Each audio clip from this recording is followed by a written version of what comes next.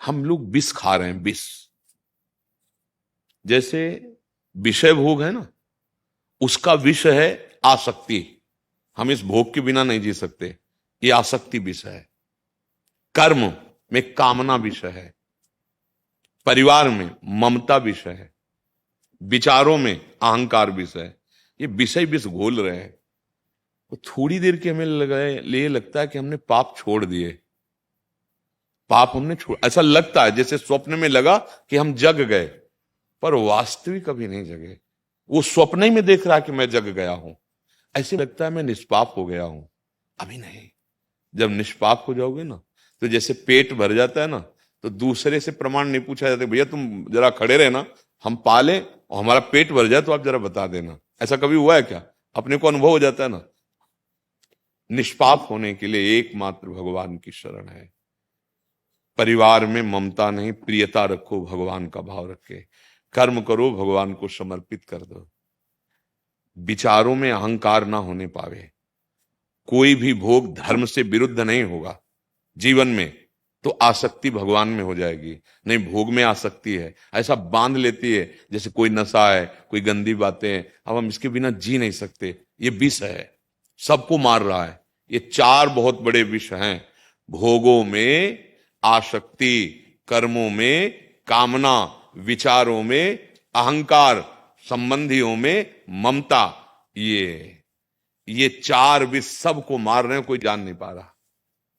अगर सत्संग के द्वारा जान जाओ, कला सीख जाओ, इन विष को हटा दो, तो फिर खीर ही खीर है, आनंद ही आनंद है। दसों दिशाएं मंगलमयी हो जाएंगी। परिवार में रहते हुए ममता नहीं है, सब में समता है, भगवान का भाव है।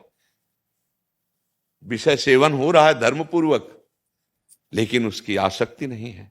कितना बढ़िया ऊंची स्थिति है। विचार है पर अहंकार नहीं है, कितनी बढ़िया। कर्म है पर कामना नहीं है। इसी को तो जीवन मुक्त महापुरुष कहते हैं। तो वो तो गृहस्थी में भी हो सकता है। अगर हम ये बात, आसक्ति, कामना, अहंकार, ममता, ये चार ऐसे विषय पूरे विश्व को मार रहे हैं, इन्हीं में पूरा विश्व फंसा हुआ है, और इन्हीं को छोड़ दे, परमानंद में अभी डूब जाए, अभी डूब जाए, अभी डूब जाए। हम लोग सच्चे अध्यात्म को समझ नहीं पाते हैं। बाहरी में इसमें सब टंगे रहते हैं कि 4 दिन फल पालेंगे, तो फलाहार है, ऐसा है, वैसा है। ये सब बाहरी बातें भाई। अंदर घुस और तिजोरी को खोल, जहां माल भरा है। बाहर चाबी नहीं है, अंदर चाबी है उसकी। बाहर ढूंढते रहो, घर में चाबी खोआए और बाहर खोज रहे हो तो कितने वर्ष खोज लो, मिलेगी क्या? है, बाहर नहीं मिलने वाला। आनंद यहां है, अंदर लौट जाओ। आनंद की चाबी गुरुदेव के पास है। वो युक्तियां मत, जैसे ये बात चार समझ लो। परिवार से प्रीति करनी है, ममता नहीं। भोगों का सेवन करना है, आसक्ति नहीं।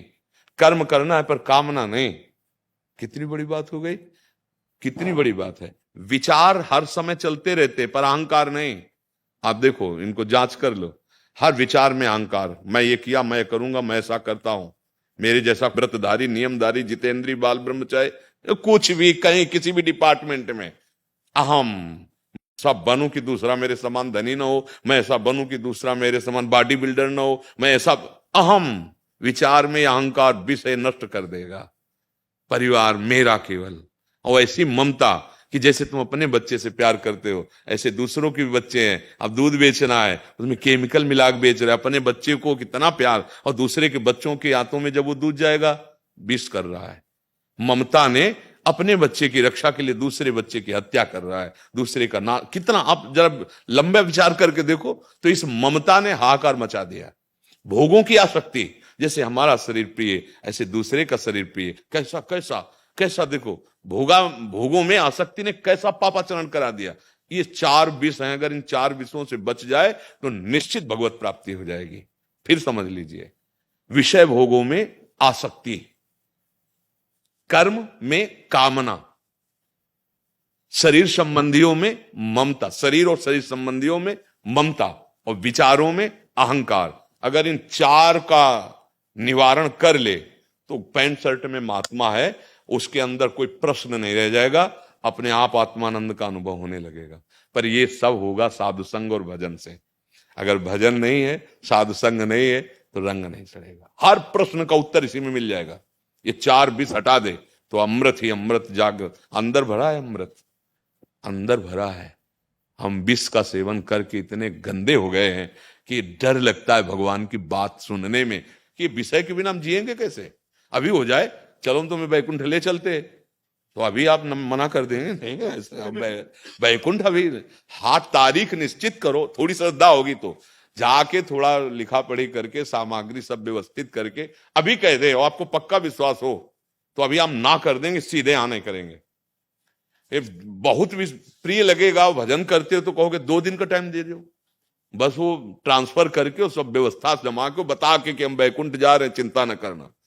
तो यमराज पूछते हैं क्या तुमसे, जब आएंगे 1 सेकंड में ध्वंस कर देंगे तुम्हें, इसलिए सावधान रहो। यहाँ की कोई भी वस्तु, कोई सामग्री तुम्हारे साथ नहीं चलेगी, ना कोई अंग रक्षक, ना कोई मित्र।